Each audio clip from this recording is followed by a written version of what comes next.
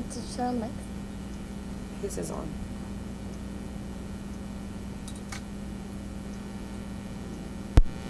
Mine is on.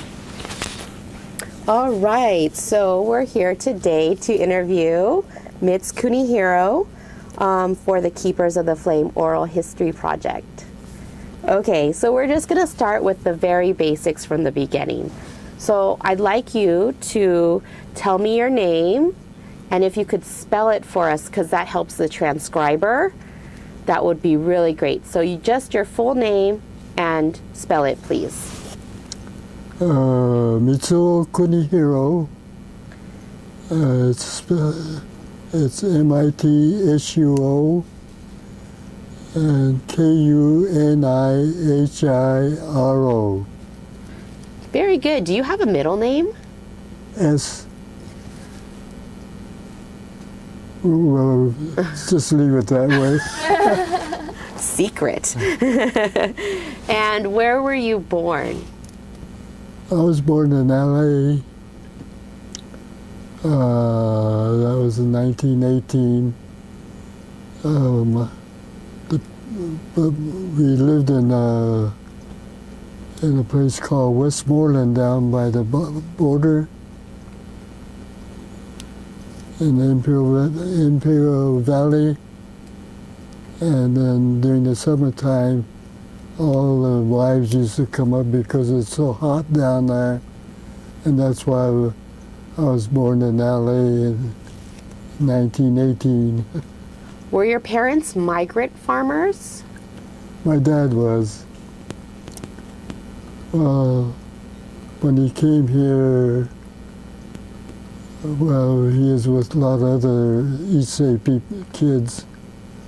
At that time, they were teenagers, I guess, in the early 20s. And they were looking for work here and there. And they had a group of young guys working in Riverside. And while he was over there, it was a mission school that he attended. And that's where he learned his ABCs and English language.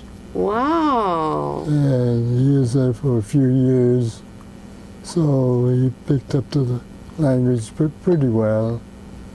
And him and another fella, they heard that there was a good duck hunting down the valley because it was flooded. And so they got some camping equipment and shotgun and went down the valley. And they were about the first Japanese to go down the Imperial Valley. And during the nighttime, he says, oh, those ducks used to make an awful lot of noise. So they would shoot up in the sound.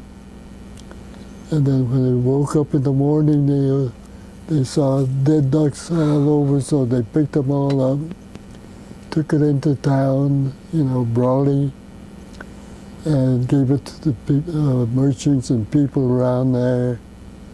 And so, in return, this fellow at the feed store, he had some seeds. And he says, would you like to plant these seeds? And so they found a place to plant it. And they had a good crop, so they sent it to the LA market, which brought a real good price on it. And that was, around 1910 or so, or maybe a little earlier. And that's when these Japanese people, they thought, well, we like to go down there and farm too. And so quite a few came down, and so they bought the seed from this feed store. And they told my dad, well, this year let's plant something else. And they grew another type of crop, and they made good money off of that. So each year, the other Japanese would follow what he planted, and the following year, my dad would plant whatever he was told to plant, and he did very well in the farming down there. But he got tired of that, so he went to Japan and got married and came back here. A few years after that, he came back here because while he was there, a banker in Westmoreland went to see him with this woman because she wanted to borrow money from this bank. And he says, well, without a good collateral, we can't loan you anything. And she mentioned that she had a property in Sierra Madre. And so they went to see my dad, and I guess he felt sorry for her, so he loaned her some money. But she never was able to pay it back, and that's how we got to this property next door. Oh. And so that was in 1923 that we moved in here. And so we went through all the grade school, you know, my brothers, and I had a sister. Now we went through the St. Margaret's School and Pasadena schools, you know, from junior high to PJC. So you mentioned that you were born in 1918. What day in 1918? Oh, July the 7th. July 7th. And then you said that your dad married your mother in Japan. What was your dad's name? Sanmatsu Kunihiro. But he picked up the name George, so he was known as George Kunihiro. And what about your mom? Well, she was, they were from Yamaguchi, and my mom was, her maiden name was Miura, Tokyo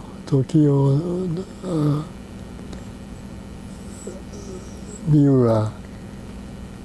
Awesome. And how did they meet? Family, friends? Oh, I don't know how they And then you mentioned you have a brother and you have a younger sister? Yeah, well, I had one older brother and a younger brother. We were all a year apart, Wow. all born in July. Wow. And then in 1927, I had a sister. She was born on 4th of July. Wow. So there was 4 of you guys. Yeah. Yeah. What were your brother's names and your sister's name? Oh, my older brother was Matsuo, Matsuo, and my younger brother was Shizuo, and the sister was Aiko. Do they live in Sierra Madre still? Oh no, they're all deceased. All of them? Oh, I'm the only one left. Wow. Doing good, Mitz. Doing good. And then, you know, like my wife, she was from a family with 6 girls and one boy. And all of them are gone now, except she's the only one left. Wow. There's something going good right here. There's something good. Yeah. So you said that your father originally came to United States for education, right? He went to school at the mission school? Well, he came here like rest of the East states, they thought, Japan was having a hard time. And so a lot of them started coming over here in the 1900s.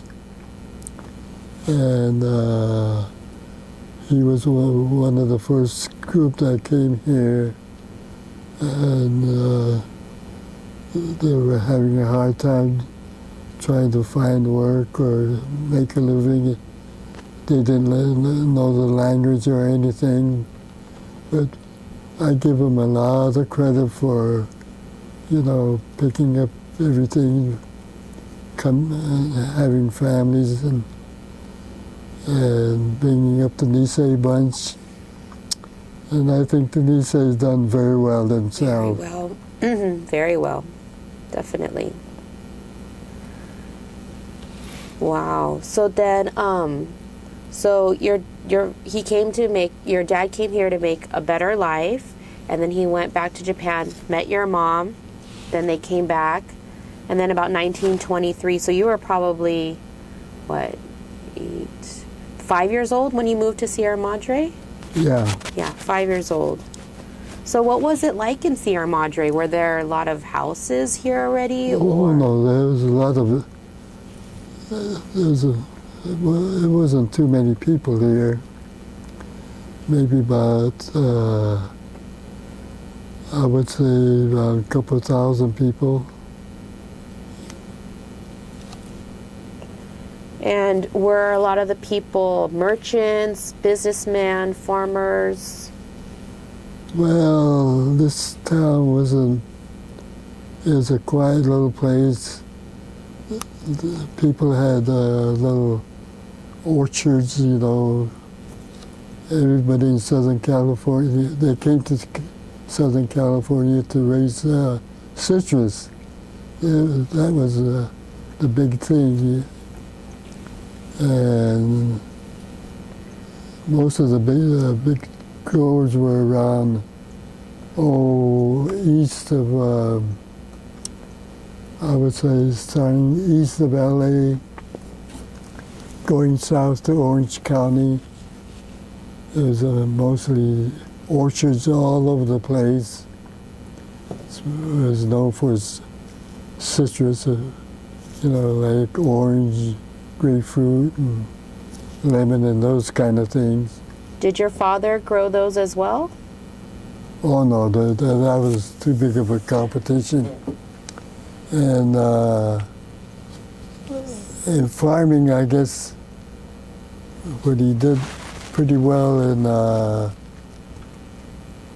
down Imperial Valley, there was a lot of truck farming started, and that's how most of the Japanese, they started doing truck farming, and they had a wholesale market in LA, and so I think that was the thing that brought the people up, because professional people were very few, and I think they had to go to school to learn professional kind of work. Where was your father's farm? Was it here in Sierra Madre? No, it was a place called Westmoreland. Oh, Imperial Valley. Yeah. So wait, you had the house here in Sierra Madre and you had Westmoreland too? Well, he was farming, he started farming because of this fella at the feed store. Uh-huh. And through him, and when they shipped things to the market, the price was very good because it was really warm down there, and the crop used to come up early in the early part of the spring. And so from there, I guess the East States thought, well, they could start farming around locally here, so they started truck farming. And so every place around LA County and Orange County, they found a lot of these Japanese truck farming. You know, they would lease a piece of ground and grow something and take it down the wholesale market. And that's how a lot of them started up. And Where did your dad lease his land? well, he was leasing it down to Valley. I don't know who he leased it from, but he worked with this fellow at the feed store. Oh, so he had that relationship for a long time? Yeah. Yeah, good friends. And then when the Japanese started farming down there was quite a few farmers there. And they would do a lot of shipping. So they had a place where they took it to the depot and from there they shipped it out, and that was taken care of by the white people. And so when they sold it, they gave these contractors so much, and it was more like sharecropping. Oh, okay. But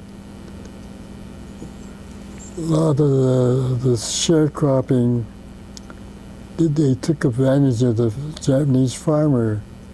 And when they shipped it, they said, oh, it's spoiled on the way, and we had to dump it and so on. And there was so many stories like that. My dad, when he shipped out, he hired a detective to follow the freight train. Nice. And he found out that they were selling the thing en route to send it back east. And so he asked these other Japanese farmers, let's get together and bring a lawsuit against these people. You know, the railroad company and the packers. And so it was 1914 that he took it to court. And my dad was about the only one that was doing very well, so he took it to court under his name and had some of these other farmers sign up so they could make this complaint.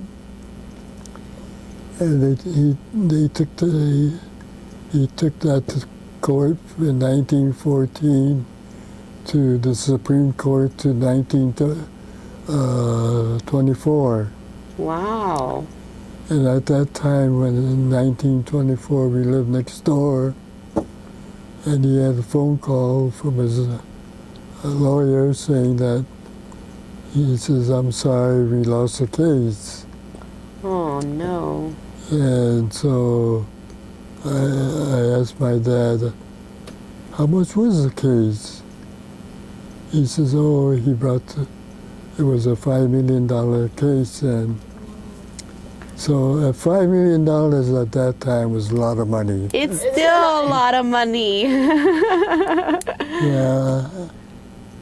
But, oh, my mother, she was so angry, and I could hear them arguing and fighting over that. But all in all, I think he was very happy. He never mentioned about anything about farming or whatever happened in the law case. All he said is, I'm just sorry we lost the case. And one day I asked him, I was in my teenage, and I says, well, what would it have been like if you had won the case? Oh, he says, I'm glad we lost the case. Why? And he says, oh, if we had won it, he says, I would have had a bunch of spoiled kids. But he was a very religious man. Buddhist or Christian? Christian. And while he was down there, there was some of these Japanese ministers used to go down there and try to hold a church service. And so he decided, well, they need a church, so he decided to put up a church for them. Mm-hmm. But this, he did real quietly, you know. He didn't want to be told what he's been doing or anything. And even the lawsuit case, he never talked about it. And after the war,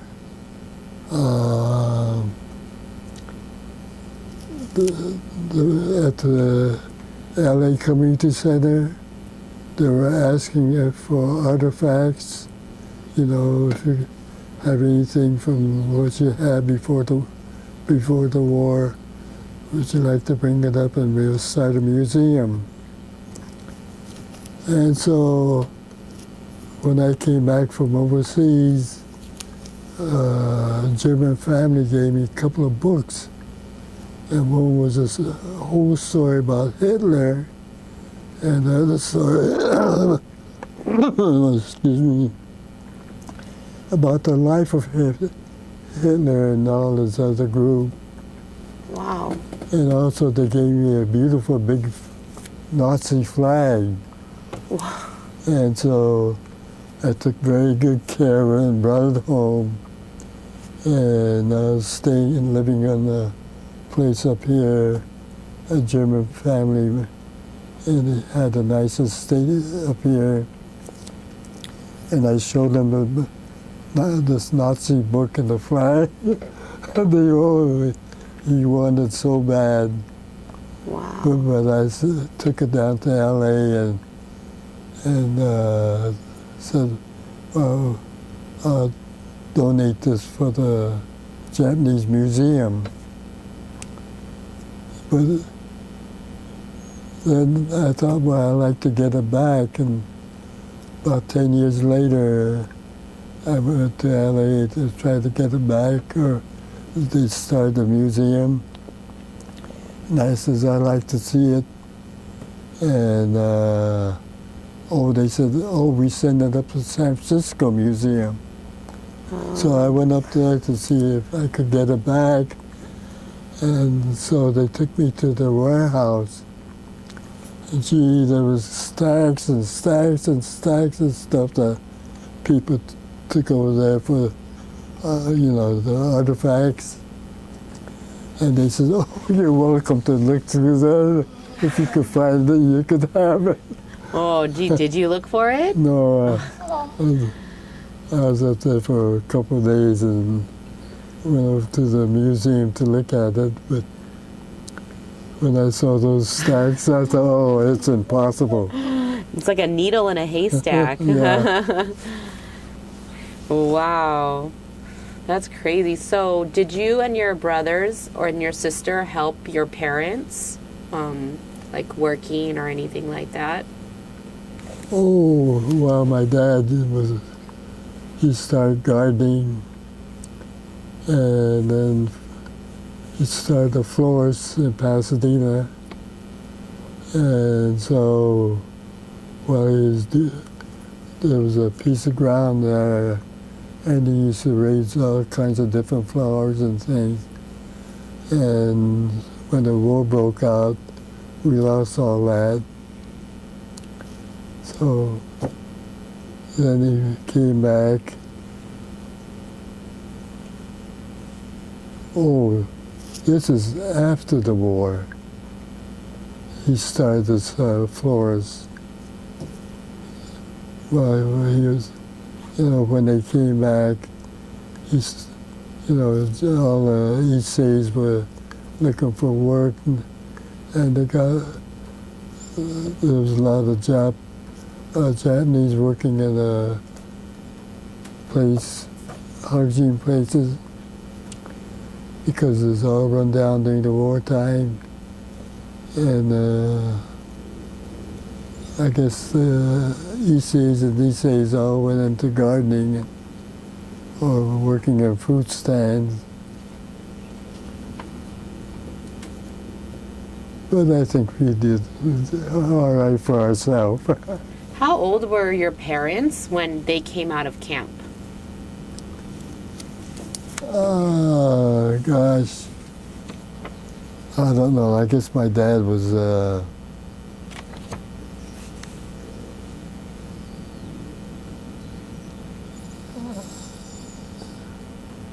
well, he was born in 18, what was it, 1879 or somewhere around in there. So he would be, what, 70 years old? Wow. Around 1950. Wow. And he started the florist? Wow. Oh, well, they had to work, so he is doing trying to do different kind of things. And then this property here was owned by an old prospector that had a little one-room house right back here, and then an outhouse right in the driveway. And so